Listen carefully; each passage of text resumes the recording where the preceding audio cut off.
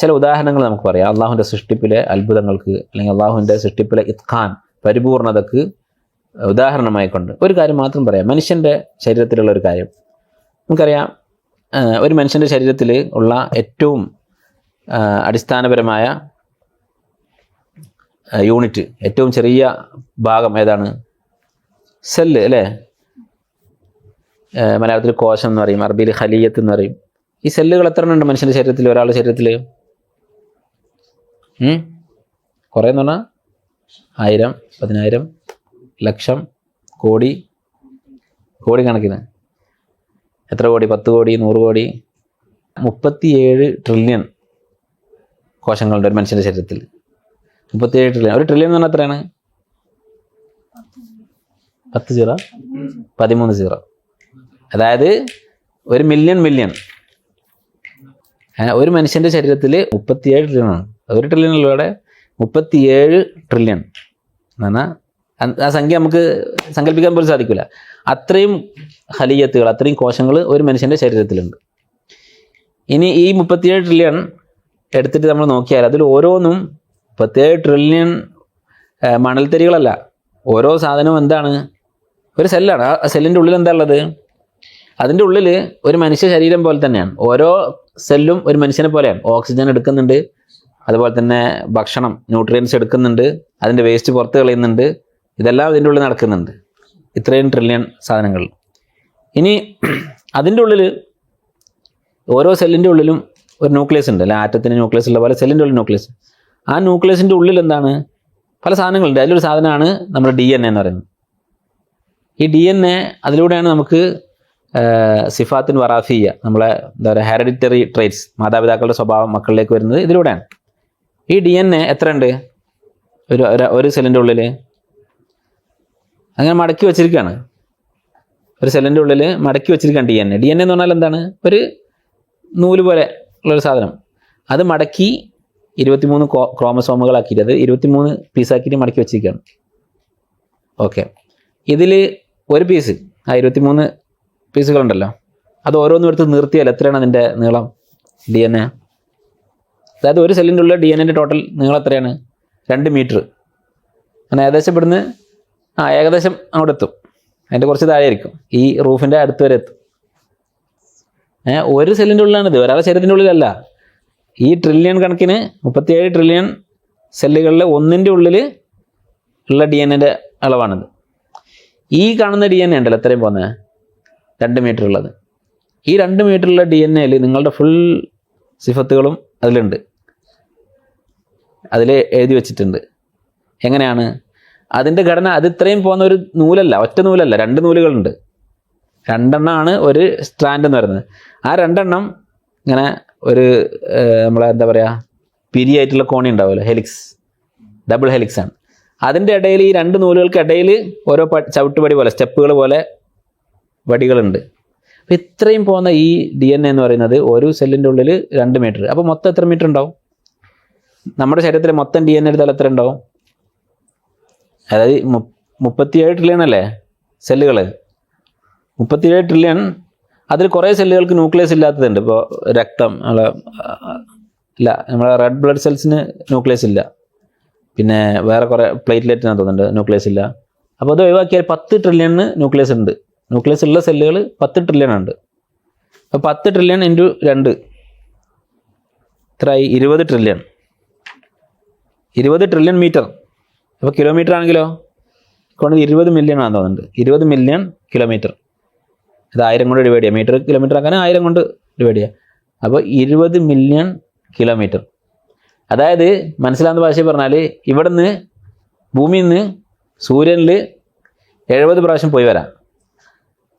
ഇവിടുന്ന് ഈ DNA എടുത്ത് നീട്ടി സൂര്യൻ വരെ വിടുന്നു, അവിടുന്ന് ഇങ്ങോട്ട്, അങ്ങനെ 70 പ്രാവശ്യം.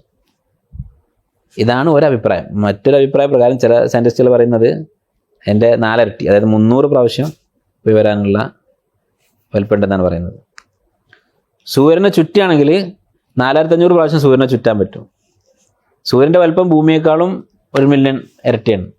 അപ്പോൾ ഇത്രയും വലിയ സൃഷ്ടി. ഇതൊക്കെ എവിടെയാണ് കിടക്കുന്നത്? ഈ കിടക്കുന്നത് ജനിച്ച ചെറിയ കുട്ടീൻ്റെ ശരീരത്തിലുണ്ട്, നമ്മുടെ ശരീരത്തിലുണ്ട്, എല്ലാവരുടെ ശരീരത്തിലുണ്ട്. അള്ളാഹുവിൻ്റെ ഇത്ഖാൻ എന്ന് പറയുന്നത് എത്രയാണെന്ന് ആലോചിച്ചു. ഇതൊക്കെ വെറുതെ ഉണ്ടായി എന്നാണ് പറയുന്നത് നിഷേധിക്കുന്ന ആളുകൾ. ഇനി ഈ DNA, ഓരോ സെല്ലിലുള്ള DNA നമ്മുടെ ഫുൾ ഹിസ്റ്ററി ഉണ്ട്. നമ്മൾ ആരാണ്, നമ്മുടെ സിഫത്തുകൾ, നമ്മുടെ കണ്ണെങ്ങനെയാണ്, മൂക്ക് എങ്ങനെയാണ്, കണ്ണിൻ്റെ നിറം എന്താണ്, മൂക്കിൻ്റെ നീളം എത്രയാണ്, മുടി എങ്ങനെയാണ്, ഇങ്ങനെയുള്ള എല്ലാ സംഗതികളും ഓരോന്നിലുണ്ട്. അതായത് കണ്ണിലുള്ള സെല്ലിൻ്റെ ഉള്ളിൽ കണ്ണിൻ്റെ കാര്യങ്ങൾ മാത്രമല്ല, ഫുൾ ബോഡി എല്ലാ ഹിസ്റ്ററിയും കണ്ണിലുണ്ട്, മൂക്കിലുണ്ട്, എല്ലായിടത്തും ഉണ്ട്. ഒരു മുറിവായി കഴിഞ്ഞാൽ, നമ്മുടെ ശരീരത്തിൽ ഒരു ചെറിയ മുറിവുണ്ടായെന്ന് വിചാരിക്കുക. ആ മുറിവുണ്ടായാൽ ഈ DNA ഉപയോഗിച്ചിട്ടാണ് ഈ മുറിവ് മാറുന്നത്. അല്ല, നിങ്ങൾ കയ്യുമ്പോൾ ചെറിയൊരു മുറിവായി, നിങ്ങൾ അടി കൂടി ചെറിയൊരു മുറിവായി വിചാരിച്ചു. അപ്പോൾ ഒരു മുറിവാകുമ്പോൾ അവിടെ സംഭവിക്കുന്നത് എന്താണ്, ചെറിയൊരു ഗ്യാപ്പ് വന്നല്ലേ, കുറേ സെല്ലുകൾ നശിച്ചുപോയി ആ ഭാഗത്ത്. ഒരു അടിക്ക് എത്ര സെല്ല് പോയിട്ടുണ്ടാവും? മില്യൺ കണക്കിന് സെല്ല് പോകുന്നുണ്ട്. അപ്പോൾ നിങ്ങൾ അടിപിടി കൂടുമ്പോൾ നിങ്ങൾ വിചാരിക്കുന്നത് ചെറിയൊരു നുള്ളിയിട്ടേ ഉള്ളൂ. അവർ നുള്ളല് നിങ്ങൾ കൊല്ലുന്നത് ചിലപ്പോൾ 2 മില്യൺ സെല്ല് ഇവിടെ കൊന്നിട്ടുണ്ടാവും. ഈ 2 മില്യൺ സെല്ലുകൾ പിന്നെ ഉണ്ടാവണം അല്ലേ, 2 ദിവസം കഴിയുമ്പോൾ മുറിവ് മാറുമല്ലോ. അപ്പോൾ ഈ 2 ദിവസം അവിടെ നടക്കുന്നത് എന്താണ്, അവിടെയുള്ള സെല്ലുകൾക്ക് മനസ്സിലായി കുറച്ച് സെല്ല് പോയിട്ടുണ്ട്, 2 മില്യൺ സെല്ല് പോയിട്ടുണ്ട്. അപ്പോൾ അതിൻ്റെ ചുറ്റുള്ള ബാക്കിയുള്ള സെല്ലുകൾ ഉണ്ടാവുമല്ലോ, അവരെന്ത് ചെയ്യും, അവരുള്ളിലെ DNA നോക്കും. ആ DNA അവർ ഹെൽപ്പ് എടുക്കും. അതായത് ഒരു മുറിവ് ഒട്ടിക്കാനുള്ള ഒരു സാധനം, ഒരു പ്രോട്ടീൻ, നമ്മൾ ഗ്ലൂ ഒക്കെ വെച്ച് ഒട്ടിക്കുന്ന മാതിരി ഒരു പ്രോട്ടീൻ വേണം ഈ മുറിവ് കൂടാൻ വേണ്ടിയിട്ട്, കൊളാജൻ എന്ന് പറയുന്ന സാധനം. ആ കൊളാജൻ ഉണ്ടാക്കാൻ DNA ഒരു ആവശ്യപ്പെടും. ഈ DNA നമ്മുടെ ഫുൾ ചരിത്രം ഉണ്ടെന്ന് പറഞ്ഞല്ലോ, അതിൽ ഈ കൊളാജൻ പ്രോട്ടീൻ ഉണ്ടാക്കാനുള്ള കഴിവുള്ള DNA ഉണ്ട്. അതവിടെ ഉറങ്ങിക്കിടക്കുകയാണ്. അതായത് നമ്മുടെ ബോഡി, ശരീരം ചെയ്യുന്ന എല്ലാ പ്രവൃത്തികളും അതൊക്കെ DNA ആണ് തീരുമാനിക്കുന്നത്. അപ്പോൾ അതിൽ കൊളാജൻ ഉണ്ടാക്കാനുള്ള വിവരമുള്ള ആളവിടെ കിടക്കുന്നുണ്ട് DNA. അതിനെ പോയിട്ട് ഓണാക്കും, അത് കൊളാജൻ ഉണ്ടാക്കി കൊടുക്കും. എന്നിട്ട് എന്ത് ചെയ്യും, അപ്പോൾ മുറിവ് ഒട്ടാനുള്ള സാധനമായി. പക്ഷേ അവിടെ ഒരു ഗ്യാപ്പില്ലേ, കുറേ സെല്ല് പോയില്ലേ, അപ്പോൾ പുതിയ സെല്ല് ഉണ്ടാക്കണം. പുതിയ സെല്ലെന്ന് പറഞ്ഞാൽ അവിടെ തൊലി പോയിട്ടുണ്ടാവും, ബ്ലഡ് വന്നിട്ടുണ്ടാവും. അപ്പോൾ കുറേ ബ്ലഡ് സെൽസ് പോയി, കുറേ സ്കിന്നിൻ്റെ സെൽസ് പോയിട്ടുണ്ട്. ഇതൊക്കെ ഉണ്ടാക്കണ്ടേ? ഇതൊക്കെ ആരുണ്ടാക്കും? അടുത്തുള്ള സെല്ലുകൾ സഹായിക്കും, എൻ്റെ പകുതി അങ്ങോട്ട് കൊടുക്കും. അവർ ഡിവൈഡ് ചെയ്യും, സ്വയം ഡിവൈഡ് ചെയ്യും. അപ്പോൾ ഡിവൈഡ് ചെയ്യുമ്പോൾ എന്ത് വേണം, ഈ കാണുന്ന DNA, ഇത്രയും നീണ്ട ഈ 2 മീറ്റർ വീതമുള്ള DNA ഉണ്ടല്ലോ, അത് പുതിയതിലും വേണ്ടേ? കാരണം നാളെ വീണ്ടും ഒരു അടി കിട്ടിയാൽ എന്ത് ചെയ്യണം, വീണ്ടും ശരിയാക്കണ്ടേ? അപ്പോൾ ഈ ഫുൾ ഹിസ്റ്ററി എന്ത് ചെയ്യും, കോപ്പി ചെയ്യും. വെറുതെ എൻ്റെ ശരീരത്തിൻ്റെ പകുതി ഞാൻ നിനക്ക് തന്നുകൊണ്ട് മുറിച്ച് കൊടുക്കല്ല. ഇവൻ എന്ത് ചെയ്യും, ഇവൻ്റെ DNA മൊത്തം ഒരു കോപ്പി എടുക്കും. ഈ സെല്ല് ഒരു സെല്ലല്ല, മില്യൺ കണക്കിന് സെല്ല് പോയിട്ടുണ്ട്. അപ്പോൾ മില്യൺ കണക്കിന് സെല്ലുകൾ, അവിടെ അടുത്തുള്ള സെല്ലുകൾ എന്ത് ചെയ്യും, സ്വയം പിളരും, അവർ പകുതിയാവും, സെയിം കോപ്പി ആയിട്ട് മാറും. എന്നിട്ട് ആ കോപ്പി വെച്ചിട്ട് അവിടെ പുതിയ ആ മുറിവ് ശരിയാവും. അപ്പോൾ ഈ 2 ദിവസം നിങ്ങൾക്ക് അടികിട്ടി കിടന്ന സമയത്ത് നടന്ന കാര്യങ്ങളാണത്. ഇത്രയും വലിയ അത്ഭുതങ്ങൾ അവിടെ നടക്കുന്നുണ്ട്. ആലോചിച്ച് നോക്ക്. ഇപ്പോൾ ചെറിയൊരു മുറിവല്ല, ചിലപ്പോൾ നമ്മൾ ആക്സിഡൻ്റൊക്കെ ആയിട്ട് വലിയ മുറിവുകൾ സംഭവിച്ചിട്ടുണ്ടാവും. ചിലപ്പോൾ 1 ട്രില്യൺ സെല്ല് പോയിട്ടുണ്ടാവും. ഇതൊക്കെ കുറച്ച് കാലം കൊണ്ട് നമ്മുടെ ശരീരത്തിൽ വീണ്ടും നിർമ്മിക്കുന്നു അല്ലാഹു സുബ്ഹാനഹു വ തആല. അപ്പോൾ ഈ കാണുന്നതൊക്കെയാണ് ഇത്ഖാൻ എന്നുകൊണ്ട് ഉദ്ദേശിക്കുന്നത്. ഇത് നമ്മുടെ ശരീരത്തിലാണ്.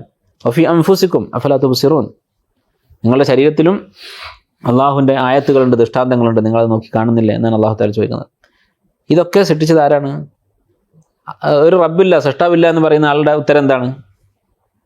നമ്മൾ ആദ്യം പറഞ്ഞ ആയത്ത്, അം ഖുലിഖൂ മിൻ ഗൈരി ഷൈഇൻ, ഗൈറു ഷൈ, ശൂന്യതയാണ് ഇതൊക്കെ സൃഷ്ടിച്ചത്. അല്ലെങ്കിൽ നിയമങ്ങൾ, പ്രകൃതിയിലുള്ള നിയമങ്ങൾ. നമ്മൾ പറഞ്ഞ പോലെ 100 ഡിഗ്രി ആകുമ്പോൾ വെള്ളം തിളക്കും എന്ന് പറഞ്ഞ പോലെ ഇവിടെ എന്താണ് നിയമം? ഒരു മുറിവായാൽ അടുത്ത സെല്ലുകൾ അത് പരിഹരിക്കും. ഇതൊരു സൃഷ്ടാവാണോ, അതോ ഒരു സൃഷ്ടാവിൻ്റെ പ്രവൃത്തികളെ കുറിച്ചുള്ള ഒരു ഡിസ്ക്രിപ്ഷനാണോ ഈ പറയുന്നത്? ഈ പറഞ്ഞ പ്രവൃത്തി, ഇപ്പോൾ ഈ മുറിവ് മാറുന്നു എന്നുള്ളത്, അത് ഈ സെല്ലുകൾ ചെയ്തു എന്ന് പറയണോ, അതല്ല സെല്ലുകൾ, തൊട്ടടുത്തുള്ള സെല്ലുകൾ നശിച്ചു പോയാൽ സ്വയം പിളർന്നുകൊണ്ട് അവിടെ പോയി നിൽക്കും എന്ന് പറയുന്ന നിയമമാണോ ഇവിടെ ഈ പറഞ്ഞ പ്രവൃത്തി ചെയ്തത്? അതല്ല പുറത്തുള്ള ഒരാളാണോ? യാതൊരു സംശയമല്ല, പുറത്തുള്ള ഒരാളാണ്, ഒരു സൃഷ്ടാവാണ് ഇത് ചെയ്തത് എന്ന കാര്യത്തിൽ. അപ്പോൾ ഇതിനാണ് ദലീലുൽ ഇത്ഖാൻ എന്ന് പറയുന്നത്. ഇതുപോലെ ഈ പ്രപഞ്ചത്തിൽ ഏതൊരു വസ്തുവിനെ നോക്കിയാൽ, ഇതൊരു ഉദാഹരണം മാത്രം, നമ്മുടെ ശരീരത്തിലുള്ള ഒരു ഉദാഹരണം മാത്രം. തുടക്കത്തിൽ ഞാൻ പറഞ്ഞതുപോലെ, ഞാൻ ഈ സംസാരിക്കുന്നത്, ഈ സംസാരം, നാവ് എന്ന് പറയുന്ന ഈ ചെറിയ കഷ്ണ ഇറച്ചി, ഇതിങ്ങനെ വായിൽ കിടന്ന് അനങ്ങുന്നത് കൊണ്ട് ശബ്ദം വരുന്നു. അത് ഈ അന്തരീക്ഷത്തിലൂടെ പോയി നിങ്ങളെ ചെവിയിലെത്തുന്നു, നിങ്ങളത് കേൾക്കുന്നു, അതുപോലെ അത് നിങ്ങൾക്ക് മനസ്സിലാകുന്നു, നിങ്ങളത് സ്റ്റോർ ചെയ്യുന്നു.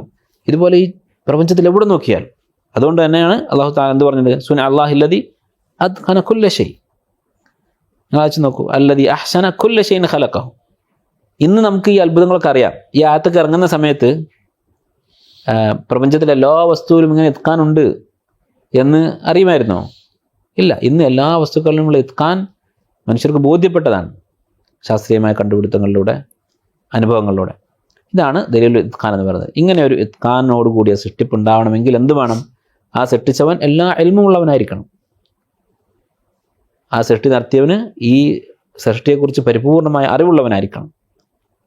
അതാണ് രണ്ടാമത്തെ തെളിവ്, അഖ്ലിയായിട്ടുള്ള തെളിവുകളിൽ രണ്ടാമത്തേത്. ഇനി നിങ്ങൾ ആലോചിച്ച് നോക്കിയാൽ മതി. നിങ്ങൾ ചുറ്റും കാണുന്ന വസ്തുക്കളെക്കുറിച്ചൊന്ന് ചിന്തിച്ച് നോക്കുക, പഠിക്കുക. നിങ്ങൾ വലുതായി വരുമ്പോൾ ഇൻഷാ അല്ലാഹ് നിങ്ങൾക്ക് കൂടുതൽ വായിക്കാനും പഠിക്കാനും സാധിക്കും ഈ പ്രപഞ്ചത്തിലുള്ള അത്ഭുതങ്ങളെക്കുറിച്ച്. അതൊക്കെ ഈ ആയത്തിൻ്റെ വിശദീകരണമാണ്. അല്ലദീ അഹ്സന കുല്ല ഷൈഇൻ ഖലഖഹു. അല്ലാഹു സുബ്ഹാനഹു വ തആല നമുക്ക് അവൻ്റെ മഹത്വം മനസ്സിലാക്കാൻ, അള്ളാഹുവിൻ്റെ അളമത്ത് മനസ്സിലാക്കാനും അത് നമ്മുടെ മനസ്സിൽ ഉൾക്കൊണ്ട് അള്ളാഹുവിനെ അനുസരിക്കാനുള്ള തൗഫീഖ് നൽകി അനുഗ്രഹിക്കുമാറാകട്ടെ.